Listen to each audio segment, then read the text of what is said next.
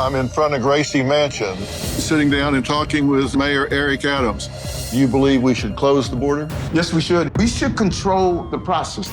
You've been indicted as a sitting mayor. The indictment, it clearly shows that something is just not right. I would not want my mother to watch me go through this. No American should go through what I'm going through. That is just not the criminal justice system I fought for. I did nothing wrong. And I'm going to fight to the bitter end for this city.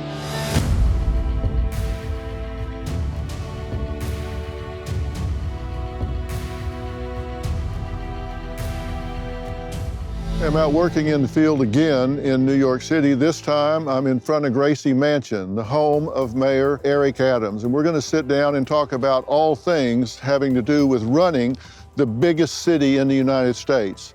We're going to talk about the challenges, the homelessness, the people that are fighting with mental illness, the educational crisis, and we're going to talk about Mayor Adams' personal crisis facing indictments that could land him in prison for as much as 40+ years.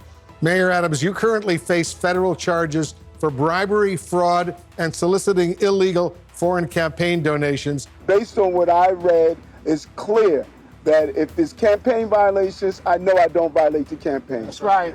If it's foreign donors, I know I don't take money from foreign donors. Then we look forward for the legal team to handle this as I handle the city of New York and continue the success that we've witnessed in the last 2 years and 9 months as the mayor of the city of New York. Thank you very much. Thank you. The mayor entered a plea of not guilty. He's innocent.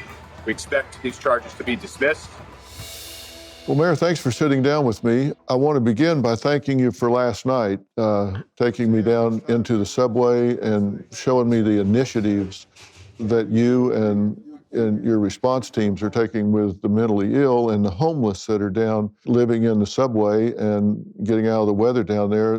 That was very enlightening and I think very educational for people. So true, and really thank you for doing so. I was really amazed to see how the Dr. Phil brand, even in a tough crowd like New York, is, people respect your trusted voice.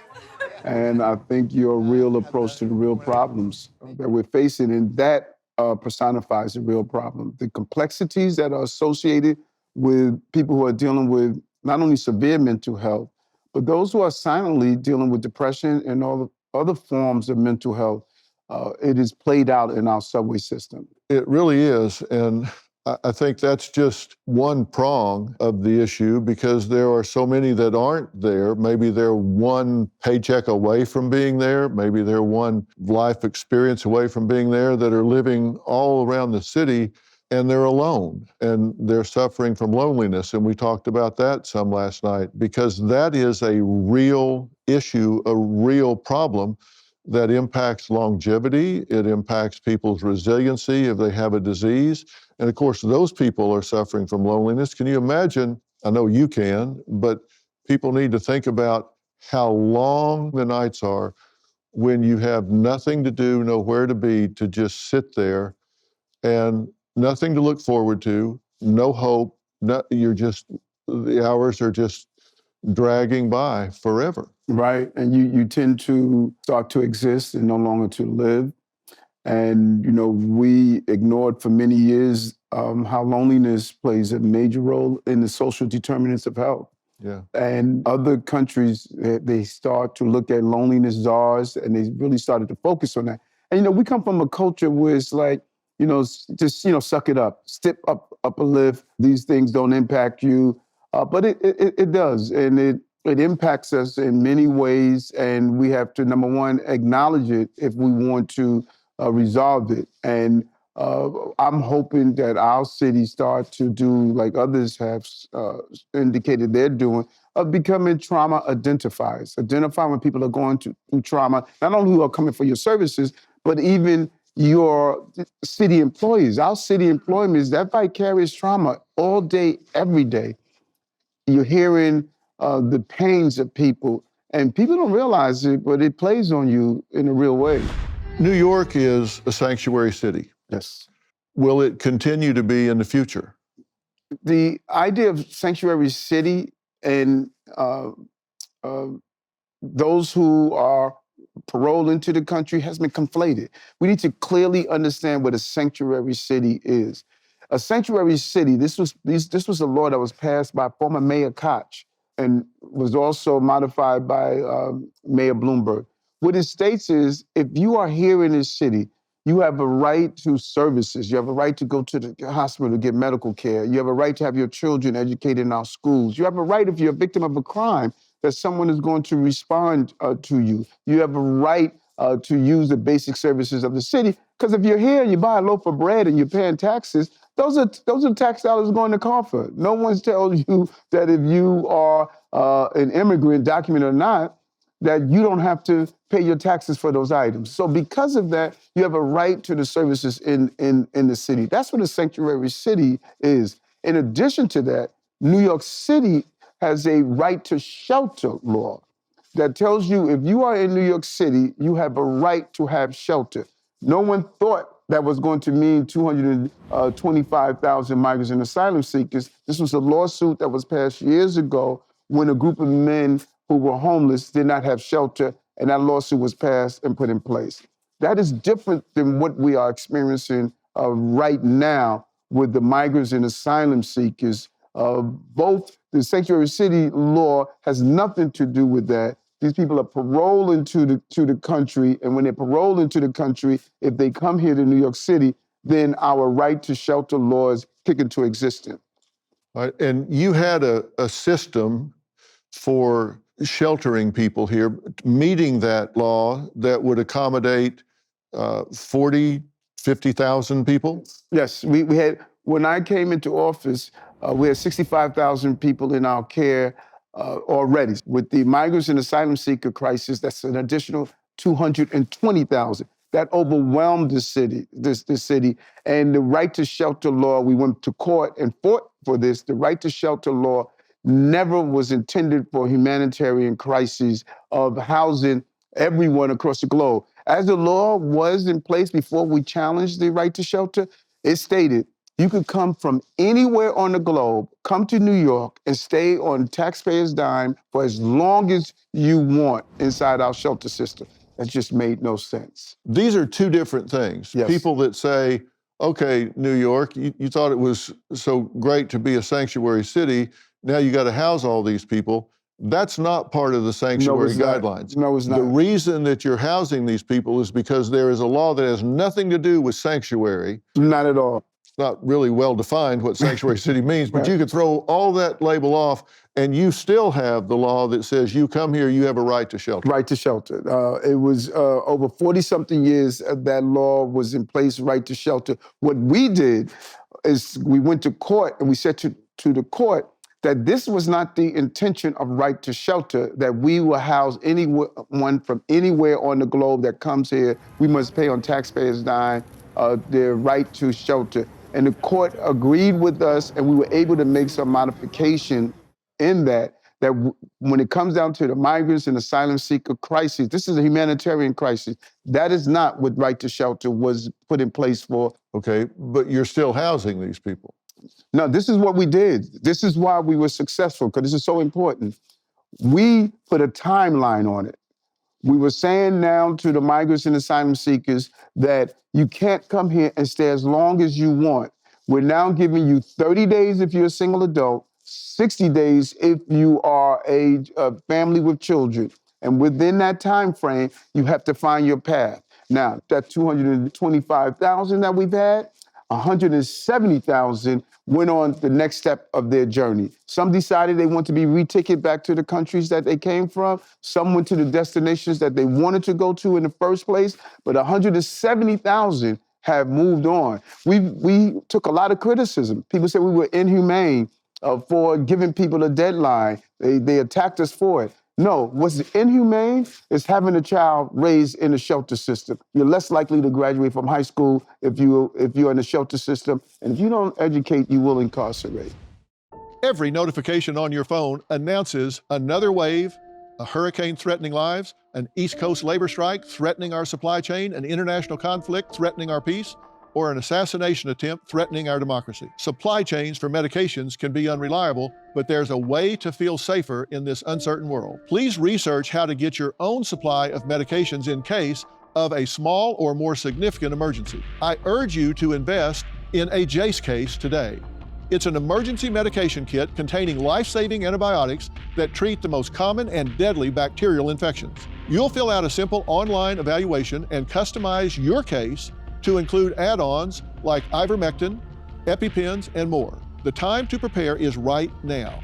Mention my name and you can receive a discount on your JACE case. Just go to jace.com and enter promo PHIL at checkout.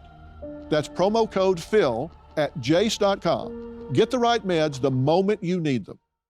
Poor sleep affects more than just energy. It impacts focus, mood, and overall health. If you've struggled with falling asleep or staying asleep or found other sleep aids ineffective, Beam's Dream Powder could be your solution. Dream Powder is a healthy, science-backed hot cocoa for better sleep made with natural ingredients like reishi, magnesium, L-theanine, apigenin, and melatonin to help you fall asleep faster, stay asleep longer, and wake up refreshed. Unlike other sleep aids, Dream doesn't cause next-day grogginess. It's delicious, guilt-free, and available in flavors like sea salt caramel, brownie batter, and cinnamon cocoa with just 15 calories and 0 grams of sugar per serving. If you want to try Beam's best-selling Dream Powder, get up to 40% off for a limited time when you go to shopbeam.com/Dr. Phil and use code Dr. Phil at checkout. That's shopbeam.com/Dr. Phil and use code Dr. Phil for up to 40% off. Those who abuse of their right to be in this country by violating and harming innocent people, they should not be here after they serve their time. I'm clear on that, and I'm unwavering on that. And I'm looking forward not to be in a warring state with the incoming president and his team, but to be in a working state. Fix the immigration, secure our border, and make sure that we can protect Americans. You've spent $6.5 billion. Think about that. Yeah, it's Think a lot of about money. that. What could you do with that? Well, one, it's imperative, as we went out yesterday and walked in the subway system, we need to get people into what we call safe haven housing so they could get round-the-clock care. Imagine if we had $1 billion to do that. We will wipe out homelessness in this city if we had $1 billion. We have a large number of children that did not return to school after COVID, and they are chronically absent from school. A substantial number of them, tens of thousands. Imagine if we had $300 million and we could have gone and put a real team together to find them. If we had a couple of $100 million to hire more police officers, $1 billion to put in our housing. You know, when you talk about $6.5 billion that was removed out of the economy, that is not going to hurt high-income New Yorkers. Specifically, it's going to hurt low-income New Yorkers. That should never have happened. Cities should not carry the weight of federal issues. Look at what happened to Denver. Millions of dollars out of their budget. Chicago, billions of dollars out of their budget. Los Angeles, Washington, Houston. These are big cities in America that they had to take a substantial amount of their cities' tax dollars that should have been going to the needy in their cities, and they had to send it over to deal with the national crisis. Not only New York, it hit our major cities in America, Yes. and even our border cities. When I was down in El Paso, and so what was happening there as well. This has hijacked these cities and their tax dollars to deal with the crises that they were facing. Do you believe we should close the border? Yes, we should, until we get it under control and decide. There are several things that I think we can turn this crisis into an opportunity. Many of our cities are dealing with a serious decrease in population. We're dealing with a real workforce issue, everything from food service workers to nurses. We have a shortage, et cetera. We should control the process. If we parole someone into this country, we should tell them where to go.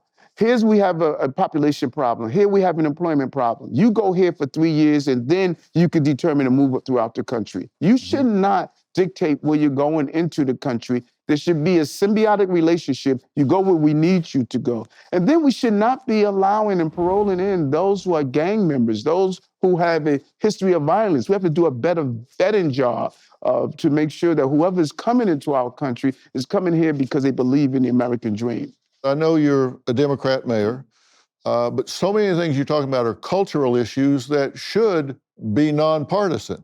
I mean, getting the homeless taken care of, mentally ill taken care of, educational issues taken care of. These children that need safety, Americans that need safety, these aren't partisan issues. This applies to everybody. And you're taking all of these things on. And it seems to me that everybody would line up behind those things. Do you have enemies on these issues? Oh, you do. I think that there's certain things that we have witnessed that is happening in our country right now that we need to really be conscious of them. One, I believe the radicalizing of our children. Here you had a person who went to an Ivy League school, raised in the best family, but when you read the manifesto and you look at his posture, he appeared to hate America. The shooting that shook our city last week, CEO Brian Thompson of United Healthcare was the victim of a senseless act of violence. When you looked at after October 7th, what was playing out on our college campuses and some of the paraphernalia of, destroy America, using the sports analogy, our young people, that's our AAA, that's our minor league. If they hate the jersey of the professional team, you in trouble. If you hate America, if you don't understand what America has done, and no, we're not perfect. We have a lot of things we have approved on, but it's the best country on the globe.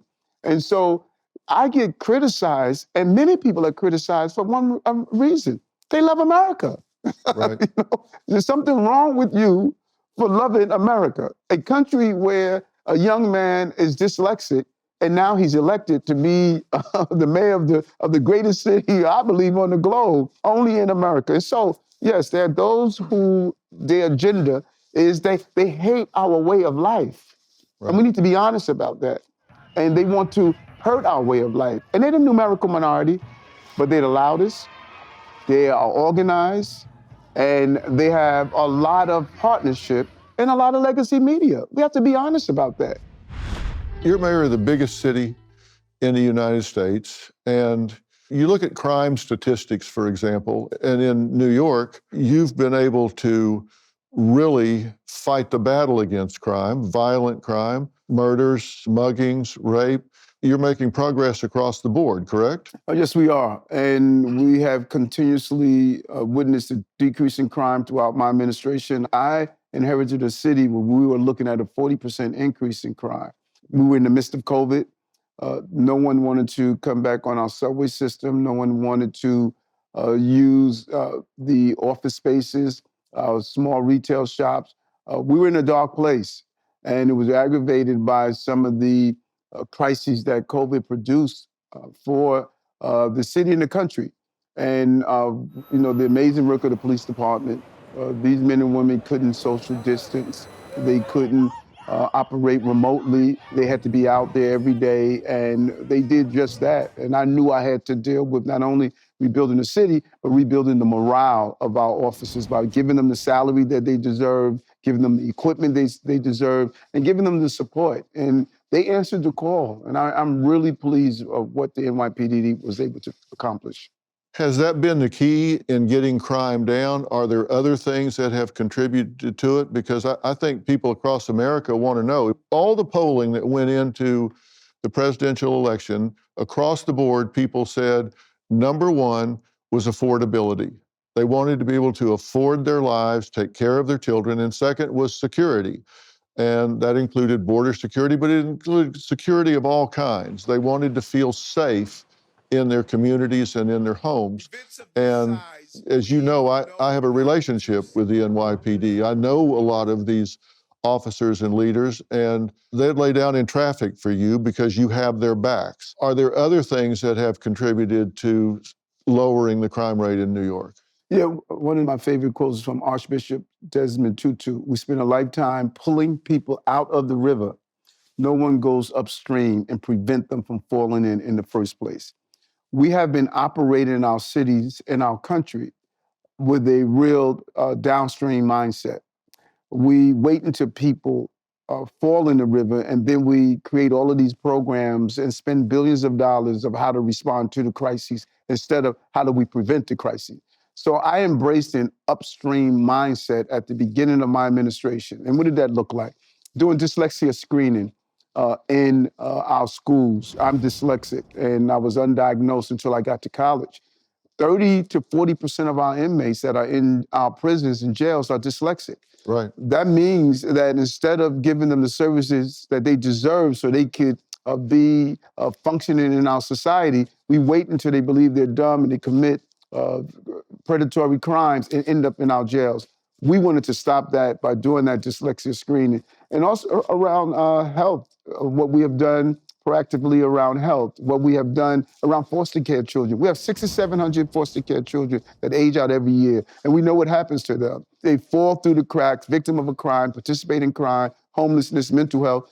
We said, let's stop that. We're giving them now college, we're paying their college tuition, giving them a stipend to live daily, and we're giving them life coaches until they're 21 years old. You're seeing a remarkable increase in the number that are graduating in college and participating in the services we're doing. So our mindset is we can't be a downstream administration. We must go upstream and prevent some of these crises in the first place. So people know when we talk about aging out of the foster care system, my wife, Robin, and I have been national spokespersons for CASA, Court-Appointed Special Advocates, for a long time, and Robin's been very active in that regard. But when we say age out, when they hit 18, they're done. Think about that. Right. There's nowhere for them to go. And so they're just out on the street and may not have had any preparation for the next level. And so they get lost in the system sometimes. And this can sound like a big giveaway program when you're talking about life coaches for them and different things like that. But the return on investment probably saves them using other services, winding up in incarceration, getting on drugs, being in all kinds of problems that require social services. By empowering them to stand on their own 2 feet, that doesn't happen for free, but it probably saves the city a fortune in the long run. Dr. Phil, it is an investment.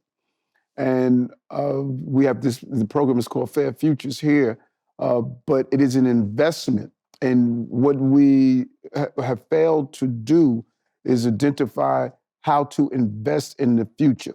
Not giveaways, but investment. And we basically profitize poverty. When you wait until that child that we didn't invest in, we pull them out of the stream downstream, then there's so much money that's been generated and made off of profitizing poverty. When you have to take that child that you didn't diagnose as dyslexic and they end up incarcerated, now you have all of these billions of dollars that are spent on reentry programs and spent on the traumatizing that they did.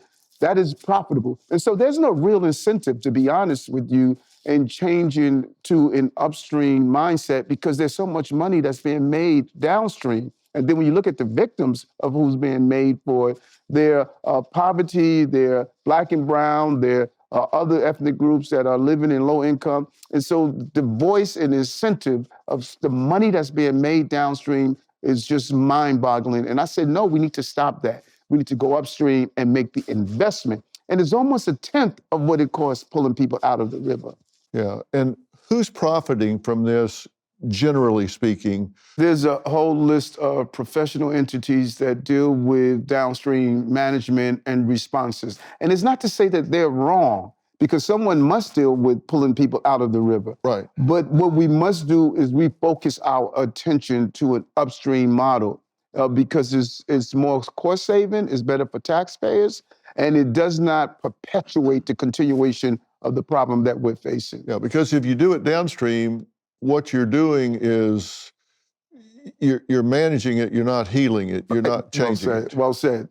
And that's the key, what I've learned from being a police officer, watching the impact of downstream. One of the most memorable moments for me as an officer, 11-year-old, was arrested several times for gunpoint robbery. When I went into the command and I spoke to the young man, he knew every 4-letter word you could imagine. It wasn't until late into the night that I sat down after buying him something to eat and drink, that he broke down and started crying. That his dad was in jail serving a serious charge. His mother was hooked on crack cocaine. He was not in school for a substantial period of time. Nobody checked on him.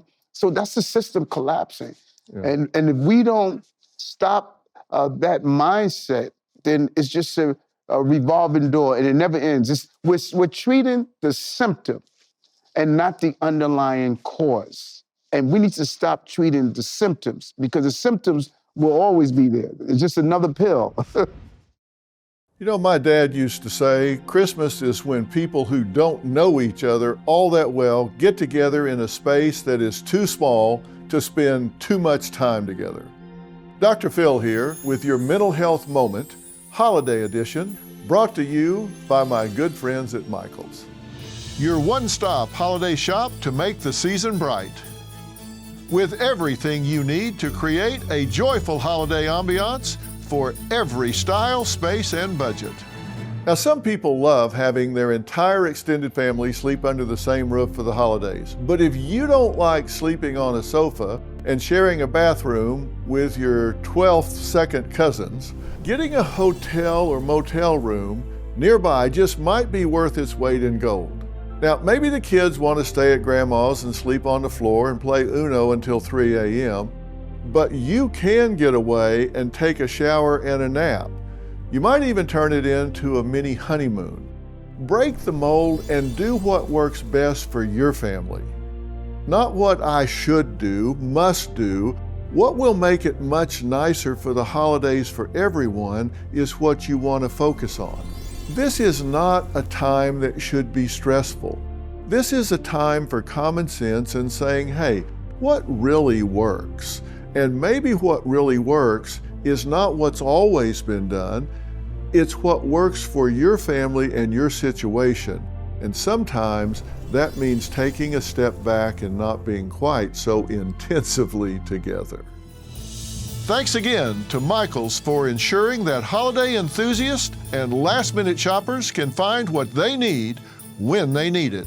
In stores and online at michaels.com. Here's the question that I've been so anxious to ask you about.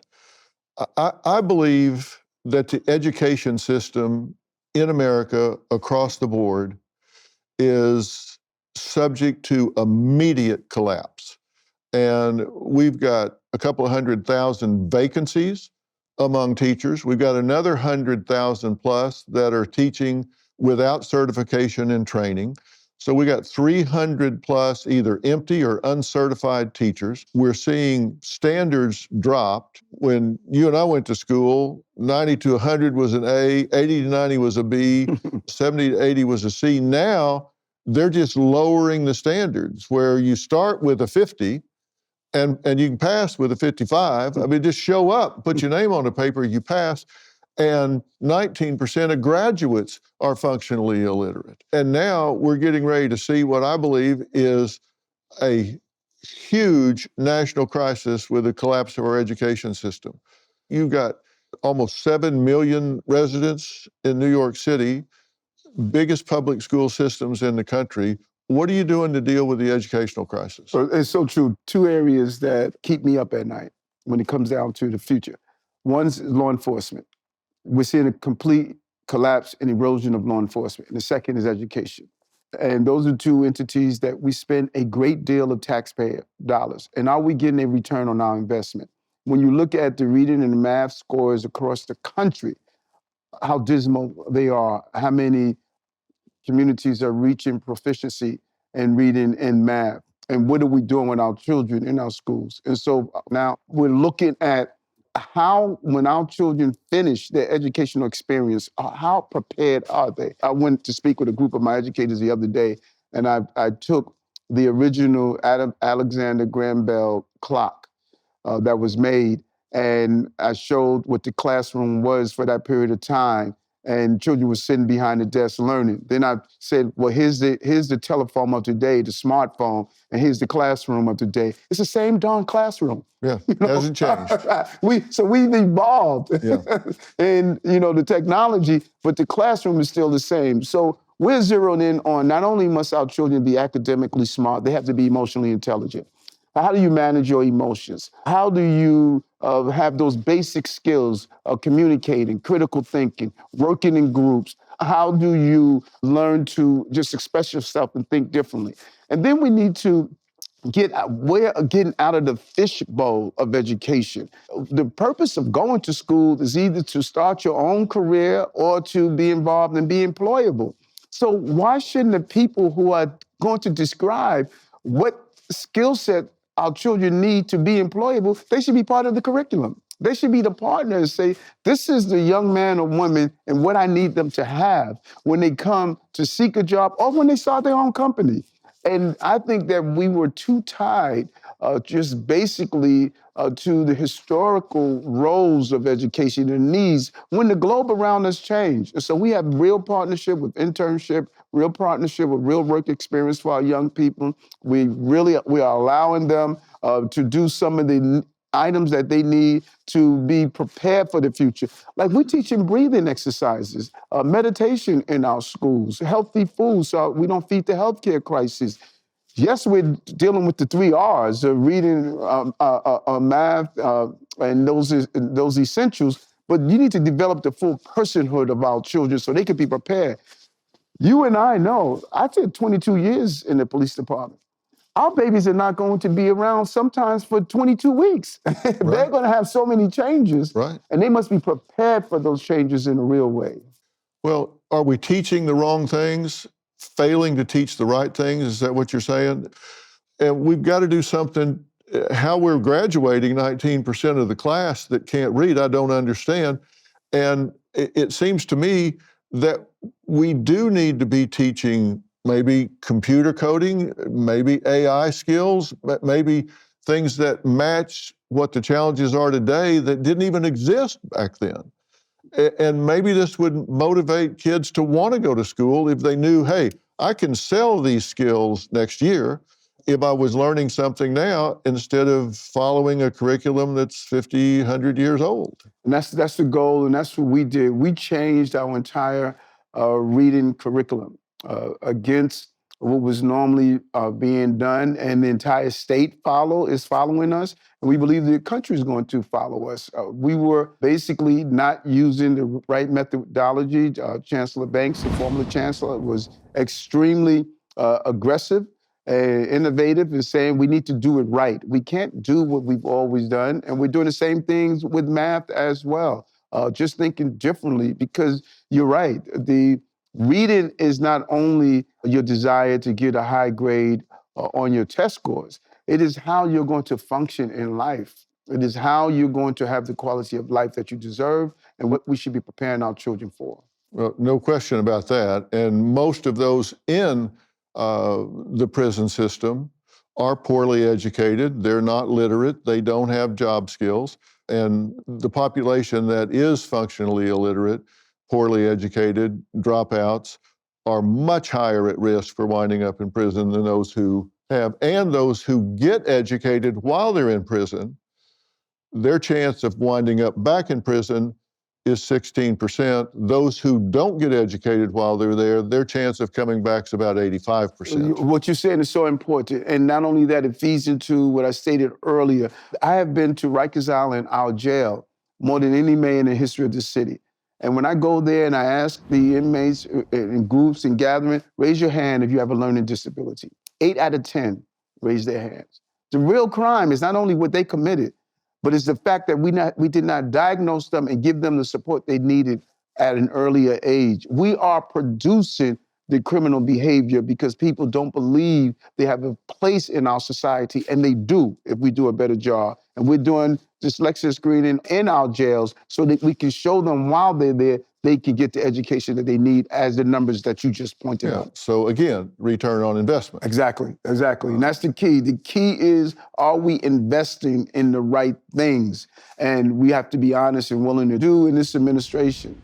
Would you accept a pardon if Trump offered it to you? I don't deal with hypotheticals.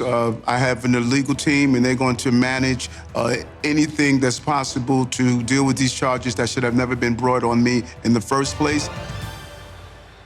You've been indicted as a sitting mayor by a grand jury. This is not surprising to us at all.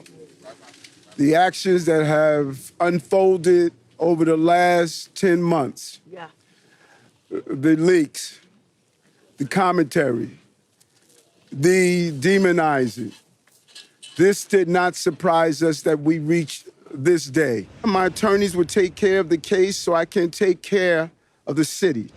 I will continue to do the job for 8.3 million New Yorkers that I was elected to do. Why do you think that happened? I think it's a combination of things, and I believe at the tip of it is I was extremely vociferous about what was happening to this city during the migrants and asylum seeker issue. I lived my life not only when I was a law enforcement officer, but as a state senator, a president, and a mayor, of following the law. And when you look into the crevices of the indictment, it clearly shows there's something that's just not right. And, you know, Dr. Phil, I cannot tell you, the only consolation to this is that mommy's not alive. I would not want my mother to watch me go through this. And it hurts a lot. No American should go through being on the FBI watch list because you're standing up for your family member. That is just not what our criminal justice system is about. And that's not the criminal justice system I fought for. I've been an advocate for proper criminal justice. And so I believe that the record is going to show I did nothing wrong. What I did right, I stood up for this city. And I believe there were those that just disagreed that why was I standing up to see what was happening to my city and happening to the families in the city. This is in New York. President-elect Trump has been charged with a lot of things here. This is happening to you here. Is this something that has infected this district? Why do you think here this is going on? You know, I started looking at my case and reading through it, and then I started to just go and search what has happened to other people. Not only to President-elect Trump, but there are other great patriots that have gone through a difficult period of time. And when you look at the amount of money you have to spend in defending yourself, you saw the leaks that were being slipped out and reported constantly. And as much as we ask the federal government, can you stop leaking this and allow us to have our opportunities to defend ourselves? And it's almost as though you have your hands tied behind your back because you can't talk as much as you want to push back on some of the accusations. But I think this is a national issue that we have to face. The American public is not aware of how I believe we have really abused our criminal justice system. What would you say to your mother about this if she was alive? I'll tell her I'm sorry. My mother was extremely proud of me. You know, she used to stay up late at night, Dr. Phil, and, you know, I was struggling in school, and she would tell me, you know, baby, don't worry, just, you know, keep trying. And she was proud when I became a police officer. She was proud when I became a state senator and borough president. And she has 6 children. She loved them all, but she adored me. I was her child. And you know, telling me you were the favorite? I was the favorite, and you know what? They all know it. But it would have broke my heart if she would have had to live through this. It would have broken me. Is it hurting you? Yes, it is. It is. You know, I have a son, and every day I tell him, follow the rules, follow the law, do what's right. And you build up your character. You know, I was in Ireland many years ago, and I was speaking to some of the people, and they said that never hurt the family name. And, you know, I never wanted to hurt the family name. And I'm the mayor of the biggest city on the globe. And all that I built up and all the contributions that I made to watch me go through this. And you know, what hurt me the most is that there are many people that know me that never even read the indictment. And they was just saying he needs to step down. They know the life that I live. Some people I helped through most difficult times. But I refused to step down. I stepped up. and I delivered for this city, passing housing legislation, helping the homeless, educating our children, keeping our streets safe. This is a great American story. When it's all said and done, people are going to realize how Americans are the most resilient people. Because as hard as this has been, there was not one day I said I wanted to surrender. I used to walk past my mother's room when she was raising the 6 of us on our home, and I would hear her crying at night, unsure if the marshals were going to throw us out and unsure if she was going to be able to feed us. But you know what? When that alarm clock went up in the morning, she got up. She got up. With those arthritic knees, she did those 3 jobs. She came home every day, and she said, I have a job to do, and I'm not giving up on my children. And I'm not going to give up on the people of this city, no matter what comes at me. I'm going to deliver for these people. You're going to fight these charges to the bitter end. Yes, I am. I'm going to fight it. It's important that I do so because I know I haven't done anything wrong. I've served this city as a police officer. I served this city as a state senator, as a borough president, and I'm serving it as the mayor. And I think that my story is an American story. And I'm going to fight to the bitter end for this city. You don't seem to be letting it distract you. No, your success is not what you have done, but what you have overcome. I overcome COVID in this city and brought us back. I overcome 220,000 migrants and asylum seekers without any support from the federal government that we should have received. Overcome an indictment, but still doing the job, because every day people are overcoming. How do I surrender when a mother lost a child to gun violence? Yes, she gets up and started an organization like Jackie Rowe Adams to stop gun violence. How do I surrender when someone lost a loved one to cancer? Then they start a march to help others. Everyday people are overcoming obstacles. And so I need to assemble and let them know that no matter what I'm going through, I'm going to overcome it, and I'm going to continue to move the city in the right direction. We've turned the city around in 2 years and 11 months. People thought it was going to take us 5 years to turn around the economy, to make it a cleaner, safer city, and to build the housing and how we deal with the crises that we're facing. And I need to stay on the path. I have a saying, no distractions, stay focused, and grind. That's the American way. You have nothing to apologize for. You're not going to take a step back. Not at all. You're going to fight it every step of the way. Every step of the way. There's no reason to apologize for living the life that I lived, and I'm going to continue to do what's best for the people of this city. It is so important. The type of leadership that was needed was important for me to come in office. With my experience as a law enforcement officer and seeing the downstream approach to life that we were watching in our cities and cities, to move the city to an upstream model, to utilize and embrace technology to make us safer and move forward to become the AI capital of the world, to look at all of these challenges. I have work to do, and I'm going to do the job that I was elected to do. My attorney will handle the case. The case I must make sure I handle is the case that New Yorkers should be able to afford to live in a safe city with a bright future for their children. Well, I want to say, when I asked you to do this interview and you agreed to do it, you came at it with nothing off limits, full transparency. You agreed to answer any questions, talk about anything.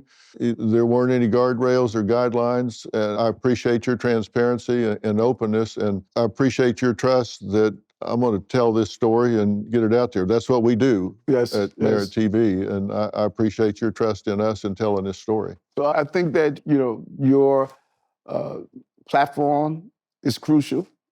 I think that getting messages out unfiltered, without agendas, but just telling what's right. And when I watch your programming shows, you have really received the trust, as we saw in the train station the other day, the trust of Americans. And I think that's so important. Trust is crucial for us to move our city forward and move our country forward. Well, we're a platform to tell that story, and I appreciate it, and we're here to tell that story, and we'll continue to do so going forward. Mayor, thank you for your time. I know you're very, very busy. Thank you. All right. There you have it. You can make up your own mind about Mayor Adams. I don't think anybody can question his dedication to the city of New York. I don't think anybody can question his transparency about what's going on here. A man born with dyslexia, one of 6 children, that fought to overcome a lot of things, and he's got some personal battles ahead of him right now. But one thing you can bet, he is a fighter. He's not going to lay down, and this will play out, and we'll see where it goes. But he's continuing to keep his eye on the ball. He's continuing to focus on the people of New York and deal with the issues that any city deals with, but they're all amplified when you've got 8 million people looking to you for leadership. We'll see you next time.